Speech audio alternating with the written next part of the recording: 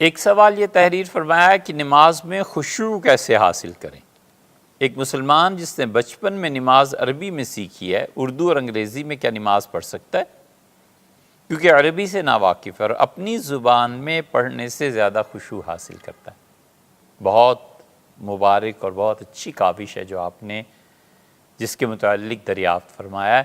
نماز میں یقیناً خشوع ہونا چاہیے۔ نماز میں اللہ کے سامنے بہت انہماک اور یکسوئی سے حاضری ہونی چاہیے۔ سب سے بڑی چیز یہ ہے کہ آدمی اپنی نماز کو حضرت رسالت مآب صلی اللہ علیہ وسلم کی سنت کے مطابق بنائے۔ سب سے بڑی چیز یہ ہے کہ نماز کی جستجو میں رہے کہ حضور اقدس صلی اللہ علیہ وسلم نماز میں کون سی صورتیں پڑھا کرتے تھے، کون سی تسبیحات پڑھا کرتے تھے، کس موقع پہ کیا جملے ادا فرمایا کرتے تھے۔ یہ نماز میں خشوع و خضوع کی ایک بہت بڑی چیز۔ جہاں تک اس کا تعلق ہے نماز میں خشوع پیدا کرنے کا، تو در حقیقت نماز کے مسائل اور نماز کے ترجمے یاد کرنے سے حاصل نہیں ہوتا۔ نماز میں خشوع و خضوع کی اصل حقیقت بندگی ہے، اپنے آپ کو اللہ کے حضور میں پیش کرنا ہے، اللہ کی محبت، اس کی عظمت کا اعتراف، اس کی بڑائی، اس کی ذات پاک کے سامنے کا استحضار۔ یہ سب چیزیں ایسی ہیں جو انسان کو نماز میں یکسوئی کی طرف لے جاتی ہیں۔ اس احساس کا غالب آنا کہ میں اس وقت اس ذات کے سامنے کھڑا ہوں جس کا علم اور قدرت تمام زمانوں اور تمام کائنات پر محیط ہے۔ حقیقت میں اگر ایک لفظ آپ دیکھنا چاہیں تو اللہ کی محبت نماز میں خشوع اور خضوع پیدا کرتی ہے۔ نماز کے ترجمے سے زیادہ ضروری یہ چیز ہے کہ اللہ کی محبت پیدا کی جائے۔ اللہ کی محبت دو چیزوں سے پیدا ہوتی ہے، ایک تو اللہ کی یاد سے۔ آدمی جس سے بھی محبت کرتا ہے اسے یاد کرتا ہے نا، اور کبھی ایسے بھی ہوتا ہے کہ جس چیز کو یاد کرتا رہتا ہے اس کی محبت دل میں پیدا ہوتی رہتی ہے۔ دونوں صورتیں ہو جاتی ہیں۔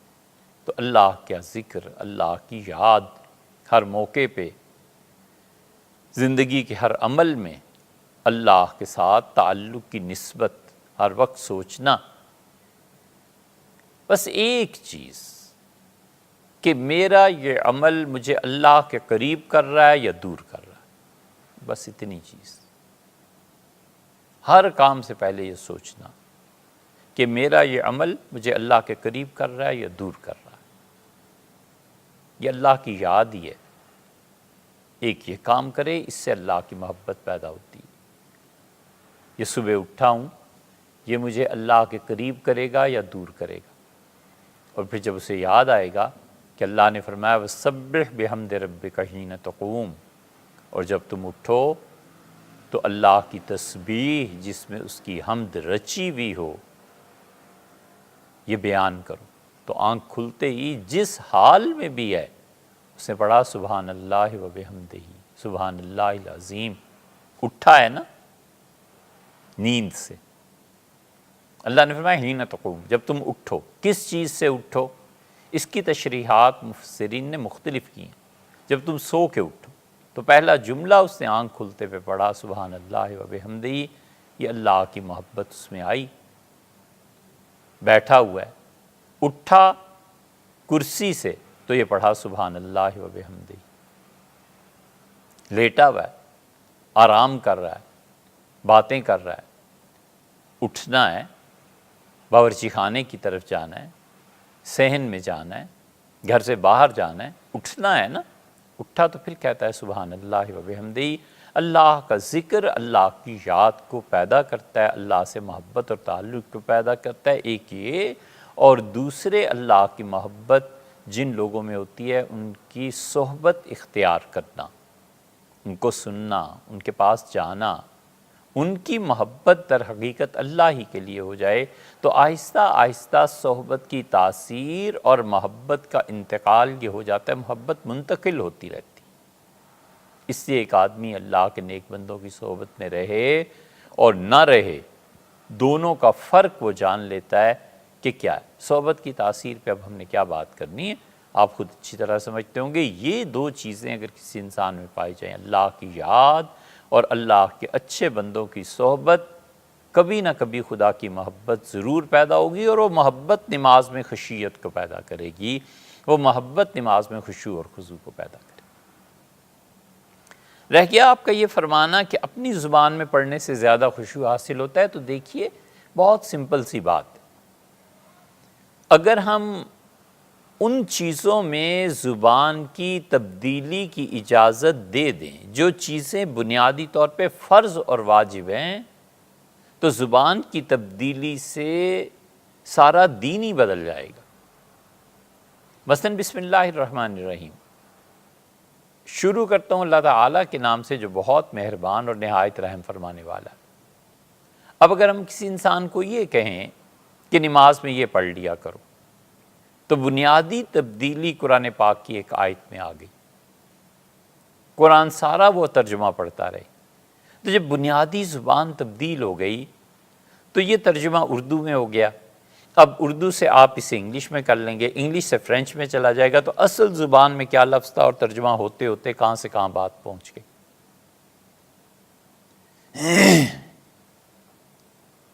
سارا دین ہی مٹ جائے گا، سارا دین ہی تبدیل ہو جائے گا۔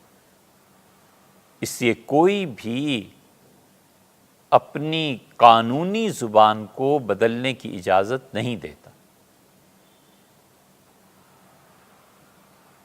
پاکستان کا قانون ہے، یہ انگلش میں لکھا گیا ہے، کیا یہ کوئی اجازت دے گا کہ انگلش کے ترجمے کو اردو میں کریں اور پھر اردو کے مطابق جو دفعہ اور سزا بنتی ہے وہ لگائیں؟ اب ایک لفظ مثلاً وہاں لکھا گیا اڈلٹری، اردو میں یہ کن کن معانی میں استعمال ہوتا ہے؟ اب کوئی آدمی کسی کو حد سے بچانے کے لیے اس کا اردو میں وہ ترجمہ کرے جو اس سے حد کو ساقط کرے، کوئی قانون دان اس کی اجازت دے گا؟ تھیف، چور ہے، اور اگر اس کا ترجمہ کچھ اور کر دیں بددیانت، تو چوری اور بددیانتی میں کتنا فرق ہے۔ چوری کی تعریف اور ہے، بددیانتی کی تعریف اور ہے، کہاں سے کہاں بات پہنچ جائے گی۔ یہ وہ بنیادی غلطی تھی جو عیسائیت اور یہودیت میں ہوئی کہ انہوں نے مذہب کی ان چیزوں کو جو فرض اور واجب کے درجے میں تھیں ان کو تبدیل کرنے کی اجازت دے دی، تو زبان کی تبدیلی سے ان کے سارے نظاموں پہ فرق پڑا، نہ عبادت ہو رہی، نہ معاشرت ہو رہی، نہ معاملات ہو رہے، نہ اخلاقیات کے اعتبار سے مذہب کی روح سے جو چیزیں بنتی تھی وہ رہی، سب تبدیلی ہو گئی۔ اس لیے اس کی اجازت نہیں دی جا سکتی۔ اسی لیے حنفی فقہا کے نزدیک جمعے کا جو خطبہ ہے نا، یہ واجب ہے، ضروری ہے۔ وہ کہتے ہیں یہ ضروری ہے اور عربی میں ضروری ہے، ہم اس کی تبدیل کرنے کی اجازت نہیں دیتے۔ نماز خود قرآن کریم یہ عربی میں۔ اور آخری بات آپ سے عرض کریں، ممکن ہے ناگوار گزرے لیکن ذرا دیر کے لیے اسے برداشت کرنا چاہیے۔ اب مسلمان ایسے نالائق ہو گئے ہیں کہ ایک مقام اور مرتبہ جو اللہ نے رکھا ہے علم کا، بجائے اس کے کہ اوپر کی طرف اٹھیں نیچے کی دعوت دیتے ہیں، نیچے کی طرف کھینچتے ہیں، بجائے اس کے کہ اپنی استعداد کو بڑھا کر عربیت کو سیکھیں، عربی زبان کو سیکھیں اور اپنے اسلاف کی کتابیں پڑھیں، کتاب و سنت کو دیکھیں، فقہ کی کتابوں کو دیکھیں۔ اپنے عربی نہ پڑھنے کی نالائکی کو تبدیل کرنا چاہتے ہیں کہ اس کو ٹرانسلیٹ کر دیجئے، اس کو ٹرانسلیٹ کر دیجئے۔ بھی آپ نے عربی کیوں نہیں پڑھی؟ آپ نے کیوں نہیں وقت نکالا اسے پڑھنے؟ آپ عربی کہتے ہیں۔ آپ ہم سے پوچھئے کہ فارسی جو بر صغیر میں اب تک رائج رہی ہے، اب تک بڈھے وہ مل جاتے ہیں 60 سال 70 سال کے، جنہوں نے کہا ہم نے اپنی دادی سے فارسی پڑھی تھی، ہمارے دادا فارسی میں ایسے بات کیا کرتے تھے۔ اب تک، ابھی تک یہ آخری نسل ہے، بس اس کے بعد ختم ہو جائے گا معاملہ، اب تک وہ ملتے ہیں۔ اس فارسی کو چھوڑ دینے سے ہم بر صغیر کے لوگ اپنے آباء و اجداد کی کوئی 1200 سال کی تاریخ کچھ نہیں جانتے۔ آپ کیا سمجھتے ہیں فارسی نہ پڑھی ہو تو اقبال سمجھ میں آ سکتے ہیں؟ آپ کیا سمجھتے ہیں فارسی اگر بچوں نے نہیں پڑھی تو یہ غالب کو کبھی سمجھ سکتے ہیں؟ غالب جتنا اردو میں نظر آتے ہیں نا، غالب اس سے 100 گنا زیادہ فارسی میں ہے۔ وہ تو اللہ نے احسان فرمایا، مہربانی ہوئی کہ مرزا غالب اردو میں آ گئے۔ وہ تو اردو میں آنا ہی نہیں چاہتے تھے، وہ تو بیدل کی تحریر، بیدل کے طرز پہ چلنا چاہتے تھے۔ بیدل جیسا فلسفی اور صوفی دوسرا کون پیدا ہوا ہے امت میں؟ اتنے بلند اشعار ہیں اس کے کہ سمجھ میں آنے بسا اوقات دشوار ہو جاتے ہیں کہ آخر وہ کہنا کیا چاہتا ہے۔ وہ فارسی نہ آتی ہو تو کیا پتہ ہے، آپ کہیں سرے سے شاعری اور ادب ہی ضروری نہیں ہے اور صرف وہ علوم ضروری ہیں جو سائنٹیفک ہیں، تو پھر سائنٹیفک علوم محض پڑھ لینے سے اللہ کے سامنے رونا، اپنے بھائیوں کی محبت، دعا میں آہوزاری اور انسانی جذبات، ایک دوسرے کا احترام اور منزلت اور قدر ایک دوسرے کی، یہ بھی نہیں پھر آتا۔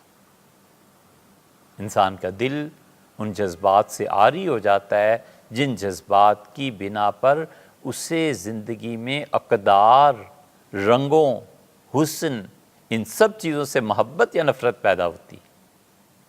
ہم جن محبتوں اور نفرتوں کے ساتھ جیتے ہیں اور زندگی خوبصورتی سے گزرتی ہے، یہ سب اس ادب، شاعری، تاریخ اور انہی چیزوں کے اثرات ہیں جو انسانی طبیعت کی طرف لوٹ کے آتے ہیں۔ اگر کہیں اسی کی ضرورت نہیں ہے تو پھر آپ کی مرضی۔ ہم خود اپنا درجہ کیوں نہیں بلند کرتے؟ ہم اپنے بچوں کو فارسی اور عربی کیوں نہیں پڑھاتے؟ حتیٰ کہ بہتر اردو کے لیے آپ کو معلوم ہے ہمارے یہاں آغا خان فاؤنڈیشن ہے کراچی میں۔ ہمارے علم کی حد تک پاکستان میں جتنے میڈیکل کالجز ہیں، 2 نے کام کیا ہے۔ ایک انہوں نے کام کیا ہے اور اچھا کام کیا ہے کہ آغا خان میڈیکل کالج میں جتنے بچے پڑھنے جاتے ہیں انہیں 1 مہینے تک عربی فارسی پڑھاتے ہیں تاکہ وہ بنیادی طور پہ کچھ تو سیکھیں۔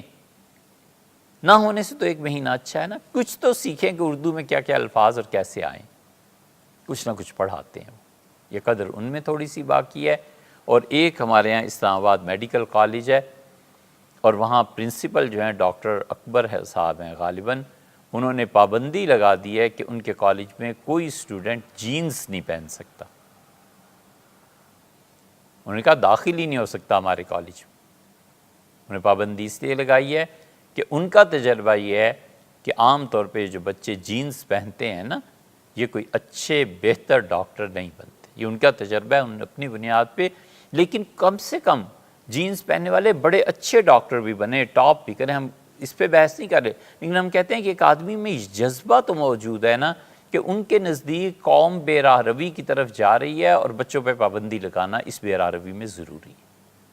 ان کا تجربہ ہے، آپ اس جذبے کی تو قدر کریں نا، اب اس جذبے کو تو دیکھیں نا کہ ایک آدمی نے اپنے جذبے میں، چاہے آپ کہیں غلط کام کیا کچھ تو کیا ہے، باقیوں کو تو یہ بھی احساس نہیں۔ لکھا ہے کہ چور کا ایک ہاتھ کاٹا گیا،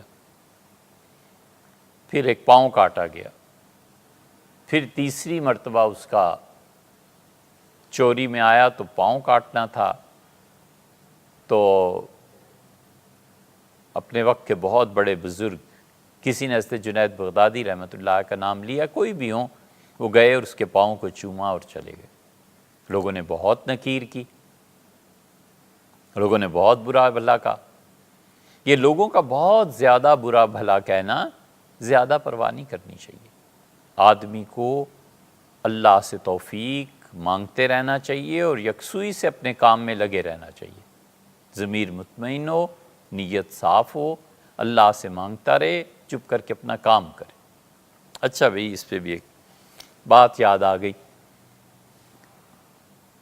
بات یہ تھی کہ وہ ایک کنویں میں بہت سے مینڈک جمع ہو گئے اور لوگ اوپر کھڑے ہو کے تماشا دیکھنے لگے۔ بہت مینڈک تھے اور ہر کوئی مینڈک اس پانی سے اچھل کے باہر آنا چاہتا تھا۔ تو جو ہی کوئی جمپ کرتا تھا، اوپر سے شور مچتا تھا کہ ارے مینڈک آ گیا، مینڈک آ گیا، ارے کیا ہو گیا، تو دب جاتے تھے۔ لمبی کہانی ہے بچوں کی، وہ آپ کو نہیں سنانی۔ ایک مینڈک نے جمپ لگائی اور منڈیر پہ آ گیا۔ منڈیر کا لفظ بھی بچوں سے پوچھیے گا کسے کہتے ہیں۔ ہم اتنے اپنی زبانوں سے دور ہٹتے چلے جا رہے ہیں۔